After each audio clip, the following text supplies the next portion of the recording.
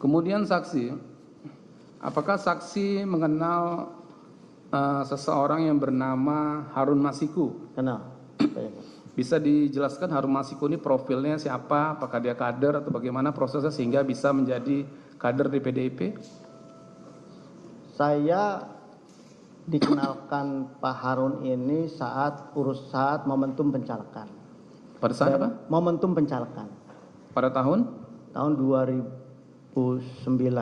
2019 atau 2019, sorry. 2019. 2019. Oke. Nah, di situ saya tahu dia itu kader baru. Oh, di situ saksi mengetahui dia kader partai. Karena saya nggak pernah kenal sebelumnya. Nah, pada saat itu, apakah Pak Harun Masiku itu juga caleg untuk pemilu pada tahun 2009 itu? Ya, caleg. Caleg ya.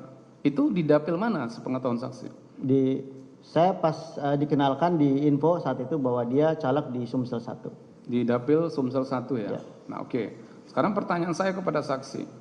Siapa yang mengenalkan, di mana perkenalannya, dan dalam rangka apa perkenalan pada waktu itu? Yang memperkenalkan saya itu Doni, saudara Doni. Doni Tri Istiqomah. Ya. Nah, apa yang disampaikan Doni Tri Istiqomah sehingga saksi harus dikenalkan dengan Harun Masiku? Jadi saat itu Doni cerita kepada saya, karena setiap hari saya bareng sama Doni. Doni cerita bahwa dia dapat perintah dari partai, sudah di pleno, sudah ada keputusan partainya untuk ada satu masalah di dapil Sumsel 1 di mana caleg terpilihnya meninggal dunia. Dan di situ partai memutuskan untuk keputusan partai itu untuk mengisi calon caleg terpilih di situ menjadi Harun Masiku. Sebentar saksi ya. Ya.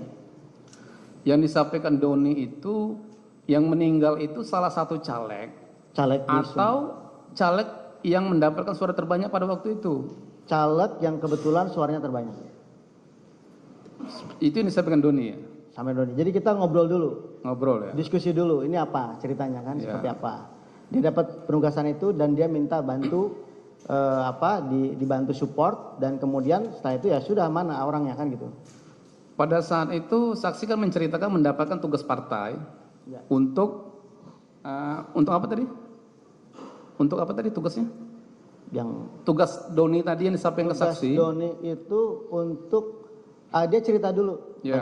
Ceritanya apa? Dia cerita bahwa dia dapat tugas dari partai. Ada satu case di dapil Sumsel 1 di mana caleg terpilih yang suaranya terbanyak itu meninggal dunia. Dan kemudian atas nama Najrun Kemas, dan suara terbanyak berikutnya itu Rizky Aprilia. Kemudian dia diminta bantu untuk menyusun sebuah fatwa yang diajukan ke Mahkamah Agung untuk supaya suara caleg terpilih yang meninggal ini diserahkan ke partai supaya partai punya otoritas memberikan surat itu kepada siapa sesuai dengan keputusan partai. Nah, di situ dia bilang bahwa sudah ada keputusan pleno Harun Masiku yang ditetapkan menjadi caleg penggantinya. Di situ, dan kemudian Doni ya udah saya kenalin nih ke Harun Masiku. Di situlah saya kenalan. Ya. Nah, pada saat itu Doni menceritakan yang memberikan tugas kepada dia itu siapa? Pak Sekjen. Pak Sekjen ya. Nah, kemudian pertemuan saksi dengan Pak Doni dengan Harun Masiku itu di mana pada waktu itu?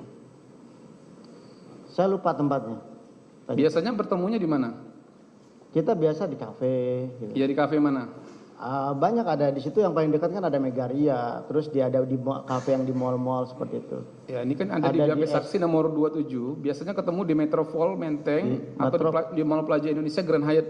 Ya, betul. Seperti itu ya, sering ketemu di situ ya. Betul. Baik. Nah, kemudian saksi ya, pada saat pertemuan bertiga tadi, ya kan saksi diminta. Ya. Permintaannya apa? Diminta oleh Doni. Doni apa yang disampaikan pada saksi? Diminta bantu. Diminta untuk bantu untuk menjalankan misi ini. Menjalankan misi. Ya. Apa istilahnya? Menjalankan bahwa misinya cuma hanya dua di situ. Satu, turun dari Mahkamah Agung itu semacam fatwa.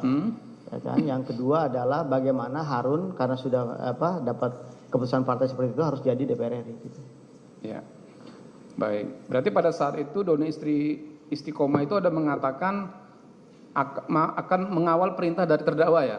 Ya. Selaku sekjen untuk pengurusan Harun Masiku. Ya. Ya. Baik. Nah, kemudian pada saat itu apa yang saksi sampaikan kepada Harun Masiku dan Doni setelah ada permintaan dari Doni? Ya, kami di situ diskusi Pak Jaksa. Ya. Ingat saya itu kita memang sebelum melangkah kita harus detailkan dulu materinya. Kita simpulkan di situ hanya ada 3 cara untuk mengganti untuk mengisi Harun ke jabatan tersebut. Yang pertama adalah pemecatan. Ya. Yang pertama adalah PAW, sorry. Oke. Nah, di PAW itu untuk melakukan pergantian antar waktu dari Rizky kepada Harun, jalannya tunggal, hanya pemecatan sebagai anggota, dan itu tidak mudah. Itu dianggap hal yang tidak mungkin. Kenapa? Karena saat itu PD Perjuangan kan sudah menjadi partai modern, Pak Jaksa, di mana artinya memang ini organisasi, semua tata perilakunya, tata organisasinya sudah diatur oleh regulasi, oleh peraturan partai, sehingga itu kita geser, tidak mungkin. Yang kedua lewat jalan normatif. Yang kedua lewat jalan minta Rizky mundur. Itu diskusi kami saat itu pertama. Minta Rizky mundur ya? Itu salah satu solusi. Ya. Itu pun hampir tidak mungkin, karena kan mana ada orang yang sudah berdarah-darah menjadi DPR rela mundur begitu saja tanpa kompensasi. Kalaupun dengan kompensasi itu belum tentu kan. Itu yang kedua. Yang ketiga adalah secara normatif melalui jalur hukum. Ya. Nah, Doni saat itu sedang mengupayakan fatwa Mahkamah Agung. Jadi jalan itu yang kita tempuh saat itu. Ya. Dan di situ saya sama Doni, oke, kita jalan. Gitu ya. Itu. Oke, sampai situ dulu ya. Ya. Oke. Saya ingin mempertegas nih. Ya. Nah, pada saat saksi ikut terlibat ya. Ikut membantu lah, jangan terlibat. Ya. Ikut membantu pengurusan Harun Masiku ini. Ya. Sebenarnya, ya, ini di persidangan ini ya, sebenarnya saksi itu diminta oleh Doni atau saksi yang minta ke Doni supaya saksi diikut sertakan? Awalnya saya tidak tahu Doni itu ngurus apa. Ya. Saya tidak tahu Doni juga sudah kenal sama Harun, saya tidak tahu. Doni yang memproklamirkan diri bahwa dia ada agenda ini. Kemudian dia ajak saya. Baik. Nah, pada saat saksi bertemu dengan Harun Masiku itu sudah ada ini belum? Penetapan bahwasanya Harun Masiku sudah ditetapkan caleg nomor berapa gitu? Oh, itu sudah selesai pileg, Pak Jaksa. Sudah selesai. Ya. Itu sekitar bulan berapa saksi ingat? September mungkin, sekitar itu. Oke. Baik, ini ya, saya mau bertanya nih, soalnya ini ada perbedaan waktu nih. Ya. Baik, saksi. Nah, apakah terkait dengan pengurusan Harun Masiku, ya, saksi pernah dipanggil oleh terdakwa untuk mendapatkan arahan terkait dengan urusan Harun Masiku ini? Ya. Itu kapan?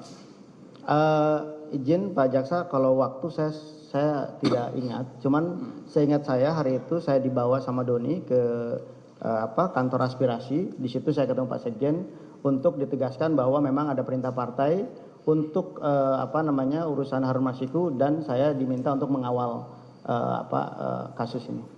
Saya diminta bantu. Ini ada di BAP saksi nomor 42 ya. Ya. Di nomor 42, kemudian 43 juga, dan BAP nomor 31, 30 ya. Nah, di BAP ini saksi mengatakan bahwa